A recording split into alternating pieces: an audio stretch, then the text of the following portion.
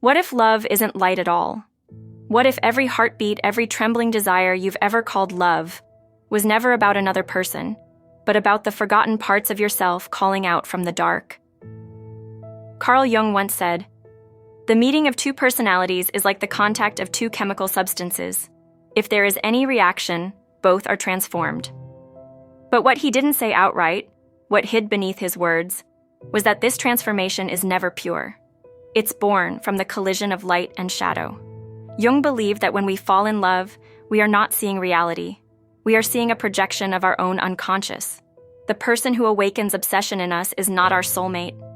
They are our mirror, the embodiment of our inner wound, our buried longing, our secret chaos. We call it love, but in truth, it is recognition. Something ancient within us whispers, "I know you," not because we've met before, but because you carry my missing half. This is where the darkness begins, the place where love becomes possession and desire becomes destiny.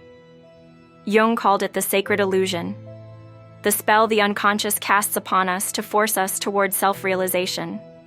So before we speak of love, we must descend into its shadow. Because love, as Jung saw it, is not the story of two people. It is the story of one soul, searching for itself in another body. Jung believed that obsession begins the moment love stops being conscious. It happens quietly, like a shadow slipping behind the heart. At first, it feels divine, magnetic. You see someone and suddenly your soul recognizes something it's been starving for. But this recognition is not about them. It's about you. The person who awakens this hunger becomes the vessel for your unlived self, the side of you buried under years of control, fear, or rejection. Jung called this the Anima and Animus, the inner woman in every man, and the inner man in every woman. When these hidden forces project themselves onto another, we don't see a person, we see a myth. The lover becomes a goddess. The stranger becomes a savior. The fantasy becomes irresistible. And in this blindness, obsession is born. You begin to crave their presence as if they carry oxygen. You feel that without them, you will vanish. But what's truly happening, Jung would say, is the unconscious trying to make itself whole. It uses love as bait, so the soul will finally confront its own missing parts. Love, in Jung's eyes, is never random. It is the psyche's secret plan for self-discovery, disguised as passion. But those who mistake projection for destiny will always confuse possession with connection. Jung once said, "Until you make the unconscious conscious, it will direct your life and you will call it fate." This is why we fall for the ones who hurt us, because our wounds choose them. Love, in its dark form, is not the search for harmony. It is the soul's rebellion against its own emptiness. The people who awaken obsession are rarely the safe ones. They are the ones who touch our oldest pain. When someone ignores you, abandons you, or makes you ache with longing, it isn't random. It's your shadow being touched. That burning ache, that desperate pull, is not a curse. It's your inner child, screaming to be seen through another's eyes. Jung believed the psyche uses attraction as an instrument, not for happiness, but for wholeness. The very person who wounds you most deeply is often the one who mirrors your deepest split. You call it falling in love. The soul calls it integration through suffering. Because when love turns into obsession, what you truly desire is not them. It's the return of your lost self, the part of you that you buried when you learned that love can hurt. And so we repeat the same stories, chasing different faces with the same ache, until we finally understand that the one we have been searching for was never outside us. In Jung's world, love was never simply between two people. It was a dialogue between two unconscious universes, using human faces as masks. Every time you say, "I love you," what you truly mean is, "I recognize myself in you." Jung believed that our lovers are mirrors, not of who we are now, but of who we are becoming. Each person we love carries a fragment of our soul that we are trying to reclaim. And this is why love feels spiritual, almost sacred. For a moment, when eyes meet and time dissolves, the unconscious whispers, "Here I am." The soul sees its reflection and feels whole again. But the illusion never lasts. Because what we love in another is not them. It is the projection of our own divine potential. Jung called it the holy deception, a spell cast by the psyche to trick us into evolution. When that projection fades, when we finally see the real person beneath the dream, love begins to die, and obsession takes its place. The mirror shatters, and in those shards, we see the truth. We were never chasing them. We were chasing ourselves through them. Love, then, is both a revelation and a trick, a necessary illusion through which the soul rediscovers its hidden face. When love loses its light, it doesn't die. It descends. It falls into the underworld of obsession, where the heart stops seeking union and starts craving control. Jung wrote that the ego cannot bear to lose its reflection. Once we've projected the divine onto another, we will do anything to keep that illusion alive. We text, we chase, we beg, we dream, not because we love them, but because they carry our lost divinity. To lose them feels like losing our soul. Obsession, Jung said, is the moment the unconscious refuses to let go. It clings, it burns, it repeats, trying to complete a story that was never meant to be finished. You can't sleep. You replay every moment. You imagine them with someone else and feel your chest collapse. That pain, that unbearable ache, is not love dying. It is your inner self screaming to be reclaimed. Jung believed the soul uses heartbreak as its final teacher. It whispers, "The one you worshipped was never them. It was your own power forgotten in their image." And until you take it back, you remain bound to them, a ghost haunting your own heart, calling it love, when it is really the fear of meeting yourself. To love consciously, Jung said, is to free the beloved from your projections, to see them, not as salvation, but as mirror. Jung believed that pain is not the enemy of love. It is its disguised messenger. Every time we're drawn to the wrong person, every time we suffer for love, the psyche is trying to awaken us. Because love, in its unconscious form, is repetition. The replaying of an ancient wound that demands to be healed. The person who ignores you, betrays you, or leaves you hollow is only echoing a pattern that began long before them. Perhaps it started with the first time you were unseen, the first time affection was tied to pain. Jung said, "We do not heal by avoiding the wound, but by turning toward it." And so we keep falling for the same archetype, the emotionally distant, the unavailable, the dangerous. Not because we enjoy suffering, but because our soul is addicted to recognition. The psyche recreates pain until it transforms it into consciousness.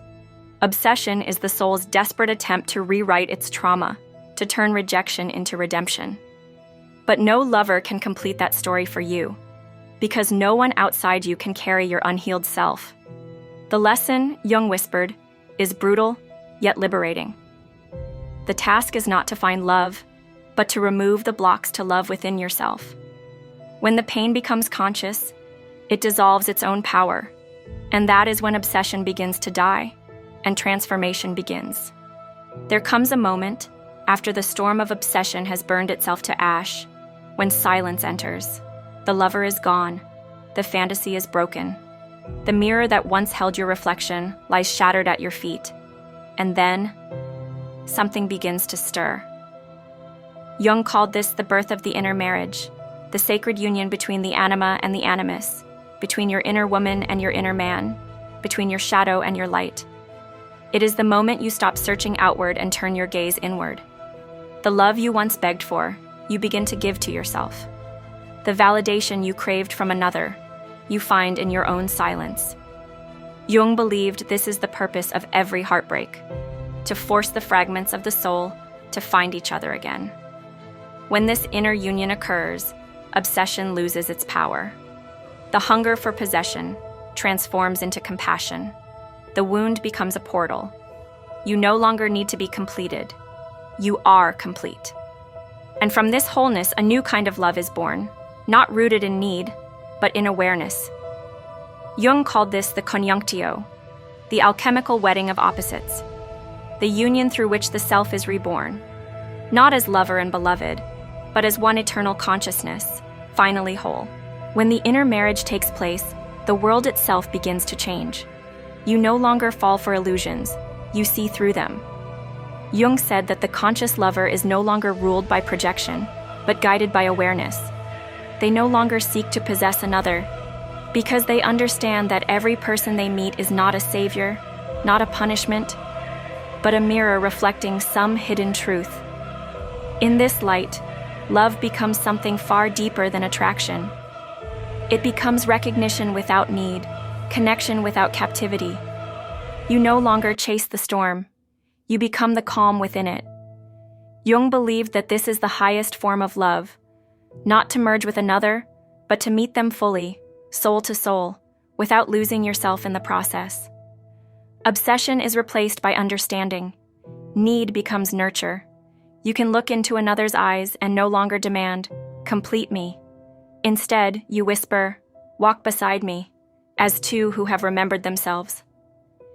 This is the transformation Jung called individuation, the soul's awakening from projection into presence. Love no longer burns as hunger, it glows as consciousness. And from that glow, every shadow begins to fall away. Even when love becomes conscious, the shadow does not vanish. It only learns to dance with the light. Jung warned that every soul carries two forces, the desire to connect and the fear of being consumed. We want to be seen, yet we hide. We crave love's warmth, yet we tremble before its fire. And so, even in the most enlightened love, the shadow whispers, testing the soul's devotion.